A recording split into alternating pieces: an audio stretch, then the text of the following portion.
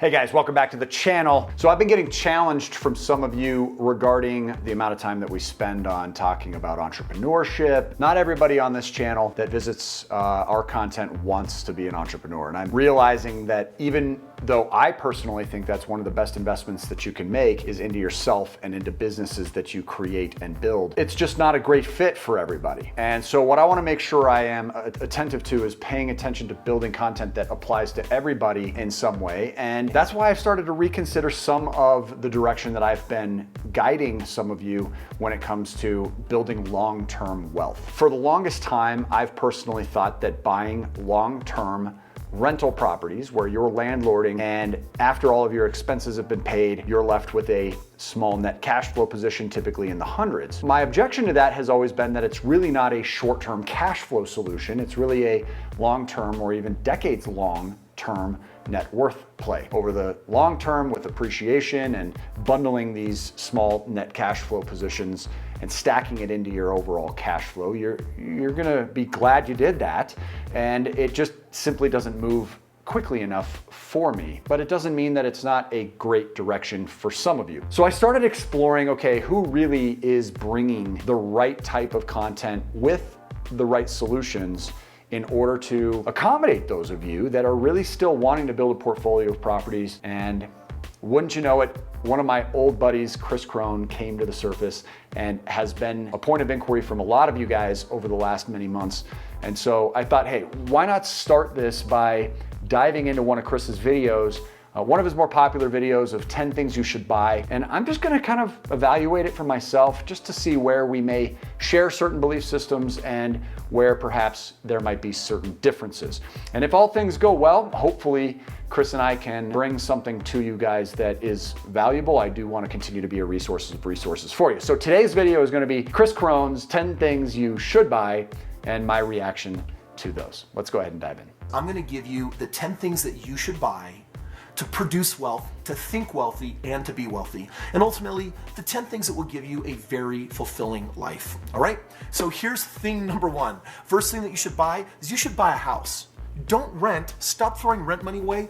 Get yourself into a property. You know, for the average person that never becomes an investor, their house is going to be their best asset. It forces you to put money away into something. It's like a forced savings plan. Forced savings plans have validity. I think for the typical person who doesn't necessarily have as much strategic control over their finances, he's got a good point. However, on this channel, we try to go a little more advanced with our education, and we like to graduate out of some of the more traditionally conservative thought processes into a more strategic, proactive game plan. And for that reason, I don't necessarily agree with this. In fact, we've made videos talking about doing just the opposite, renting where you live and owning where you landlord. The only time I'm looking at going into big amounts of debt is when I believe that that specific leverage is going to produce for me substantial amounts of income to offset the cost of what I'm borrowing. If it's not going to be bringing in income, then I'm probably not going to borrow for that specific purchase. But let's go ahead and see if he adds anything to this. People don't look at it that way, but all of a sudden 20 years goes by and you got $150,000 of equity.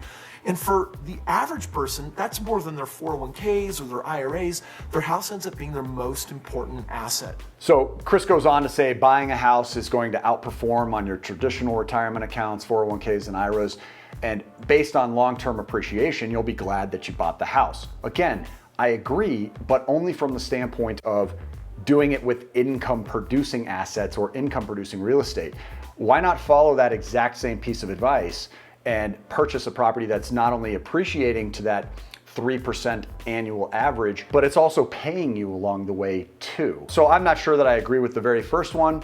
I have purchased properties that I've lived in, but I've also always hacked those properties. I've rented out rooms and I've rented out other units inside multi-unit properties that I also lived in. So unless you're house hacking, I don't think I agree with the first. So the first thing is all about just being smart and intelligent, right? Buying a house. The second one is do something that will produce wealth for yourself. Buy real estate. Now, if you haven't owned real estate, have a goal to buy real estate and make it happen this year. If you don't know how to do that, then get a mentor, get a program, do something that's going to help facilitate and make that happen. Okay, so in number 2, he says buy real estate, making sure that you're owning rental properties. This goes back to our conversation on the first point. Definitely acquiring income producing assets is a very important part to your long-term net worth creation. Ultimately, buying these properties when you're not really in a financial position to do so over and over and over can be complicated. And I find most people are in that position, which is why we've often talked about investing into entrepreneurship and building other income streams outside of real estate first that you can scale, and then putting that cash flow then back into the long-term net worth investment next tends to be a faster, safer formula for a lot of people, myself included. In the early stages of my entrepreneurship, I focused heavily on real estate being a short-term cash flow solution. And the truth was, it just wasn't. It was extremely slow. I didn't find it easy to generate over $1,000 per month per asset. And each asset was not just incredibly expensive, but required a large loan as well. That formula and collection of ingredients just didn't sit well with me early on. And it wasn't until I started to really focus on that 3-step ladder of building a high income skill, scaling it, and then putting back into real estate for the long term that I really felt things moving along very, very quickly. Real estate becomes a lot easier when you're generating $100,000 every single month. But if you're not seeking entrepreneurship, I'm starting to realize that if you have to pick one or the other, if you had to pick making short-term cash flow and making a lot of money quickly, or buying for the long run and having your nest egg set in place until the day you die, you should be focusing on long-term net worth. So if you had to pick one or the other, I'd be buying the short-term rental property collection that Kris talks about. And he's been saying this for a long time. One thing I've always appreciated about Kris is he's also very consistent with his messaging. So he's been talking about this formula of buying properties. You're basically selling them off every 3 to 5 years, and you're doubling the properties by taking the proceeds and going out and putting multiple down payments. And you just keep repeating that process, so you end up with a larger portfolio much more quickly. And he's always looking at emerging markets and areas where higher appreciation can more easily be speculated. But keep in mind, it is just speculation. I think you should be doing a combination of both. Personally, I think that's the best approach, but if you have to pick one, Kris is right. Number 3, might surprise you a little bit. Get a whole life insurance policy. The third item that Kris recommends purchasing is a whole life insurance policy. Now, we've made a lot of videos about whole life insurance here on this channel.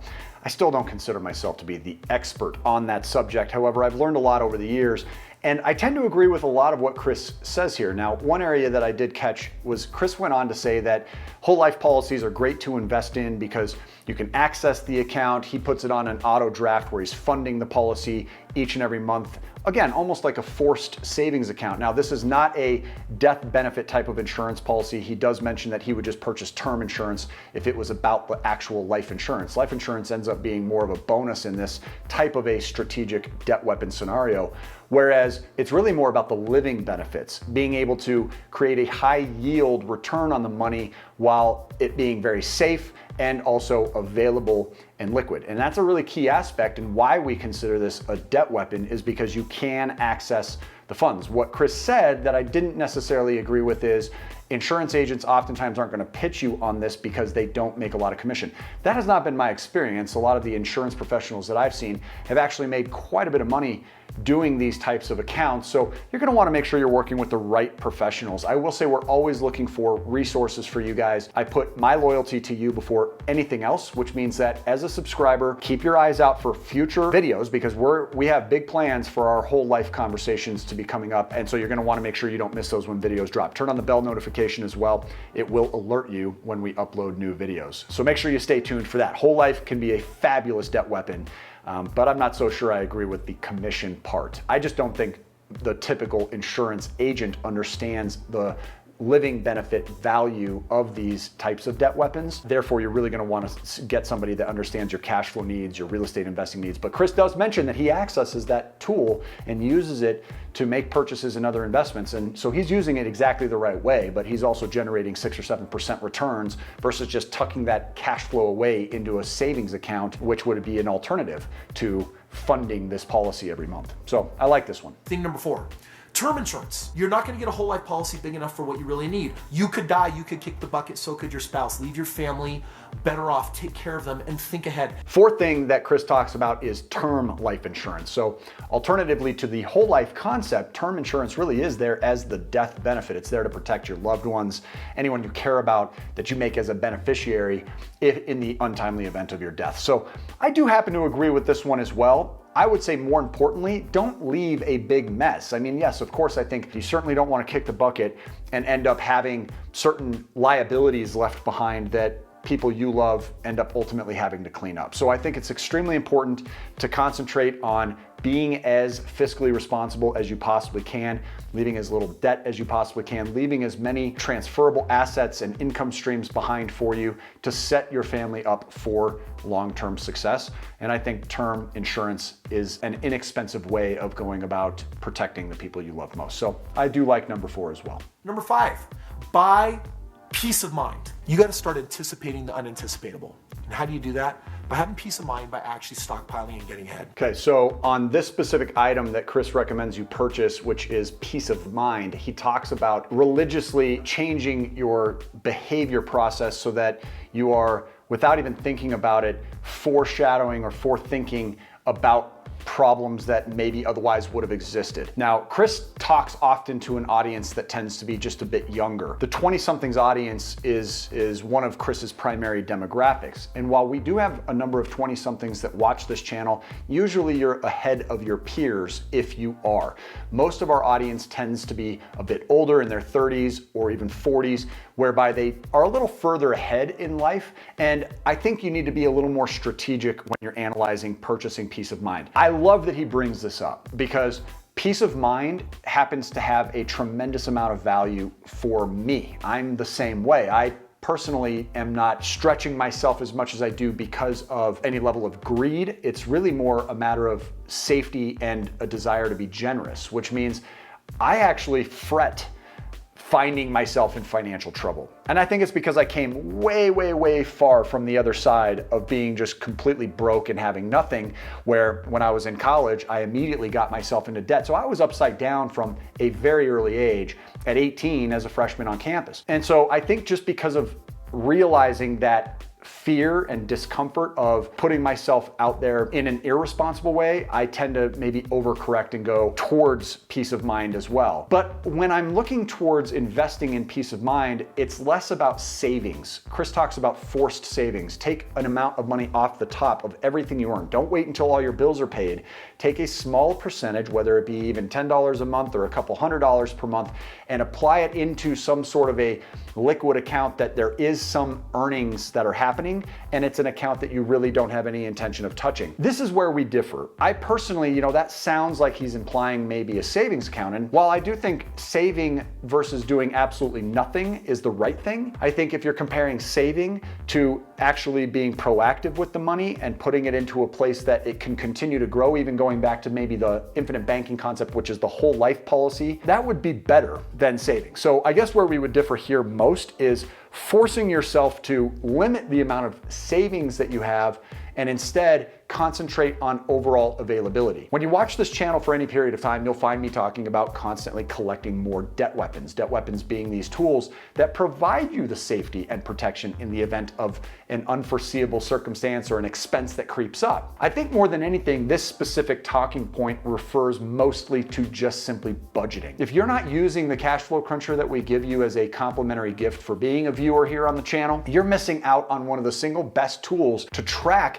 exactly what comes in minus what goes out, so you know exactly how much off the top you have available to you that you can actually put to work for you. And Kris kind of talks a little bit more about maybe like a manifestation type of outcome where you could take $200 off the top and by the end of the month you won't even notice it was gone. Well, there is to some extent that happening because subconsciously you're going to find your priorities change. You'll put more money into something that produces money for you versus wasting money on unnecessary purchases or spontaneous impulse buys in the grocery store, for instance. So where I would perhaps expound on what Kris is saying is be sure you're budgeting. Use the cash flow cruncher. You will see your level of confidence drastically increase. You will find that you feel empowered and that you're actually taking control over your money. So download a copy of that cash flow cruncher. It's no strings attached, completely free of charge. I'll put a link in the description for you. Let's go ahead and continue.